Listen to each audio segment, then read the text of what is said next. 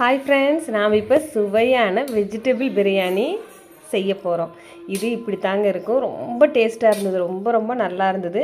இது ரொம்ப ஈஸியான டிஷ்ஷு. இதுக்கு என்னென்ன வேணும் பார்த்திங்கன்னா, சின்ன வெங்காயம், ஏலக்காய், கிராம்பு, கல்பாசி, அப்புறம் பச்சை மிளகாய், இஞ்சி, பூண்டு, இது எல்லாத்தையும் நல்லா நீட்டாக அரைச்சி எடுத்துக்கணும். நல்லா நைஸாக அரைச்சி எடுத்துக்கணும். வேறு எந்த மசாலாவும் பெருசாக நம்ம சேர்க்க போகிறதில்ல. தாளிக்கிறதுக்கு பார்த்தீங்கன்னா வெங்காயம், பச்சை மிளகா, கேரட்டு, பீன்ஸு, பச்சை பட்டாணி, அப்புறம் சோயாவை வந்து நான் ஆல்ரெடி தண்ணியில் ஊற வச்சு புழிஞ்சு எடுத்து வச்சுருக்கிறேன். ஒரு 2-3 டைம் தண்ணியில் நல்லா வாஷ் பண்ணி புழிஞ்சு எடுத்து வச்சுங்க. அப்புறம் 2 தக்காளி, பெரிய தக்காளி கட் பண்ணி வச்சுருக்கிறேன். தாளிக்கிறதுக்கு பார்த்திங்கன்னா பட்டை, அதுக்கப்புறம் பிரியாணி இலை, அன்னாசி முக்கு, அதுக்கப்புறம் சோம்பு, சீரகம், அவ்வளோதாங்க. வேறு எதுவும் கிடையாது. தாளிக்கிறதுக்கு எண்ணெய் ஊற்றிக்கிறோம். எண்ணெய் நல்லா காயணும். எந்த ஒரு சமையலையும் அது மெயினுங்க. எண்ணெய் நல்லா காஞ்சோன்னா இந்த தாளிப்பை போட்டுக்கிறோம். தாளிப்பு நல்லா இதானோன்னா வெங்காயம் போட்டுக்கிறேங்க. நான் அரைக்கிறக்கே வந்து மிளகாய் போட்டங்காட்டி தாளிக்க போடல. உங்களுக்கு காரம் கூடுதலாக வேணும்னா இன்னும் கொஞ்சம் போட்டுக்கலாம். ஏன்னா இந்த மிளகாயே நல்லா காரம் வேணும். நீங்கள் மிளகாய் பொடியோ பச்சை மிளகாயோ காரத்துக்கு ஏற்ற மாதிரி சேர்த்துக்கலாம். வெங்காயம் நல்லா ஃப்ரை ஆகணுங்க. அப்போ தான் ரொம்ப நல்லா டேஸ்ட்டு கொடுக்கும். இப்போ நல்லா ஃப்ரை ஆகிடுச்சு. இப்போ நம்ம அரைச்சி வச்சு விழுத போட்டுக்கிறோம். அதை வந்து கொஞ்சமாக தண்ணி ஊற்றி நல்லா அலசி போட்டுக்கிறோம். அப்புறம் நல்லா இதை வந்து வணக்கி விடுறோம். இது நல்லா டிரான்ஸ்பரண்ட் ஆகி நல்லா பச்சை வாசனை போகணும். அதுக்கப்புறம் நம்ம தக்காளி போட்டுக்கிறோம். தக்காளி சேர்த்து தக்காளி கூட உப்பு போட்டோம்னா சீக்கிரம் வதங்கிடும். தக்காளி உப்பும் போட்டு நல்லா வதக்கி விடணுங்க. நல்லா தொக்கு மாதிரி ஆயிடணும். அப்போ தாங்க நல்லா இருக்கும். குட்டி குட்டியாக தக்காளி அரைச்சும் போடுவாங்க. ஆனால் அரைச்சி போட்டிங்கன்னா டேஸ்ட்டு வேறு மாதிரி இருக்கும். அதே குட்டி குட்டியாக கட் பண்ணி போட்டிங்கன்னா அது வேறு மாதிரி டேஸ்ட்டு கொடுக்கும். இப்போ பார்த்தீங்கன்னா இந்த பேஸ்ட்டு தக்காளி எல்லாம் வதங்கி நல்லா கலரே பார்த்தீங்கன்னா நல்லா கலர்ஃபுல்லாக இருக்குது. இதுக்கு நான் கலர் பொடி எதுவுமே ஆட் பண்ணலைங்க. நேச்சுராகவே இது நல்லா டார்க்காக வந்துருந்தது.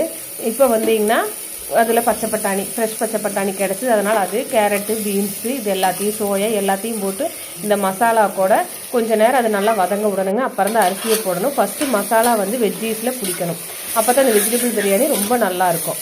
இப்போ இந்த வெஜிடபிள்ஸை வந்து நல்லா இது பண்ணி விட்டுட்டு ஒரு 2 மினிட்ஸ் விட்டுருங்க. அது நல்லா வெஜிடபிள் மசாலா சேர்ந்து நல்லா மிக்ஸ் ஆகணும். அதுக்கப்புறம் நான் ஆல்ரெடி பாஸ்மதி ரைஸ் வந்து வச்சுருக்கேன். அப்போ பார்த்திங்கன்னா மல்லிப்பொடி அதை சொல்ல மறந்துட்டேன். மல்லிப்பொடி போட்டுக்கணும். இது வந்து நான் வீட்டிலேயே அரைச்ச மல்லிப்பொடி. ஆல்ரெடி நான் சொல்லியிருந்தேன் இல்லைங்களா என்னோடய ரெசிபி. மல்லி, சோம்பு, சீரகம், மிளகு, கருவேப்பிலை எல்லாம் போட்டு அரைச்ச மல்லிப்பொடி. அந்த மல்லிப்பொடி ஒரு 1.5 டீஸ்பூன் கிட்ட போட்டுக்கிறேன். சிம் பண்ணி வச்சு அதை நல்லா மசாலா இதாகட்டும். பாஸ்மதி ரைஸ் வந்து ஆல்ரெடி நான் வந்து ஊற வச்சு வச்சுட்டேன். ஒரு அரை மணி நேரம் ஊறி இருக்கும். அதை வந்து நல்லா வாஷ் பண்ணி இதில் வந்து ஆட் பண்ணிக்கிறோம். நோட் பண்ணிக்கோங்க. ஃபஸ்ட் எடுத்தோன்னா தண்ணி ஊற்றக்கூடாது. அரிசி, இந்த மசாலா இதெல்லாம் வந்து ஒரு நல்லா மிக்ஸ் ஆகணும். ஒரு 2 மினிட்ஸ் அரிசி வந்து நல்லா ஒரு 2 to 3 மினிட்ஸ்க்கு மேலேயே இருக்கணுங்க. நல்லா மிக்ஸ் பண்ணி இந்த மசாலா கூட அரிசி நல்லா மிக்ஸ் ஆயிடணும். அதுக்கப்புறம் தான் நாம் இதுக்கு தேவையான தண்ணி ஊற்றணும். பாஸ்மதி ரைஸுக்கு எப்பவுமே நம்ம நார்மல் அரிசி மாதிரி தண்ணி ஊற்ற தேவையில்லை. இது ஆல்ரெடி அரை மணி நேரம் ஊற வச்சுட்டோம். நீங்கள் ஊற வைக்காமல் பாஸ்மதி ரைஸ் போட்டிங்கன்னா அது வந்து உடஞ்சிருது. நல்லா ஊற வச்சு போட்டிங்கன்னா உடையறதில்லை. நான் வந்து 1க்கு 1.25 கணக்குக்கு தண்ணி எடுத்துருக்கிறேன். நீங்கள் எப்படி யூஸ் பண்ணுவீங்களோ அதுக்கேற்ற மாதிரி எடுத்துக்கோங்க. இப்போ இது வந்து நல்லா கலந்து விட்டுறோம். நல்லா மிக்ஸ் ஆயிடணுங்க. அதுக்கப்புறம் கொஞ்சமாக நெய் விட்டுக்கிறேன். ஏன்னா நான் தயிர் எதுவும் போடலை, நோட் பண்ணியிருப்பீங்க. அதனால் கொஞ்சமாக லைட்டாக எண்ணெய் விட்டுட்டா நல்லாயிருக்கும். எண்ணெய் டேஸ்ட்டு பிடிக்காதவங்க, நெய் டேஸ்ட்டு பிடிக்காதவங்க கொஞ்சம் எண்ணெயை தாராளமாக ஊற்றிக்கோங்க. இப்போ அதை நல்லா கலந்து விட்டு உப்பு பார்த்து மூடி போட்டு விசில் விட்டுற வேண்டியதாங்க. உசு நிறையா விசில் விடக்கூடாது. ஒரு விசில் விட்டு சிம் பண்ணி வச்சுருங்க. ஒரு 5 நிமிஷம். அப்படி நீங்கள் பண்ணும்போது நல்லா பொலன்னு நல்லா உதிரியாக இருக்குங்க. ரொம்ப விசில் விட்டிங்கனாலும் வேகாத மாதிரி இருக்கும், ஒரு மாதிரி இருக்கும். இப்போ பார்த்தீங்களா சூப்பராக ரெடி ஆயிடுச்சு. இது ரொம்ப நல்லா இருந்துங்க. நான் கலர் போடல. இதில் கலர் கொஞ்சம் கம்மியாக தெரியுது வீடியோவில். ஆனால் நேரில் இன்னும் நல்லா கலர்ஃபுல்லாக இருந்தது.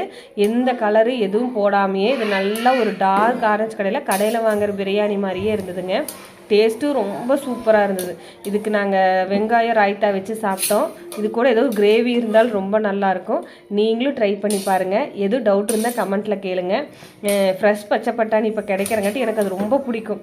அதனால் இந்த அடிக்கடி இந்த வெஜிடபிள் பிரியாணி பண்ணிடுவோம். எங்கள் வீட்டு குழந்தைகளுக்கு இது ரொம்ப பிடிச்சிருந்தது. ஏன்னா காரமே இல்லாமல் சிம்பிளாக இருந்தது இல்லைங்களா.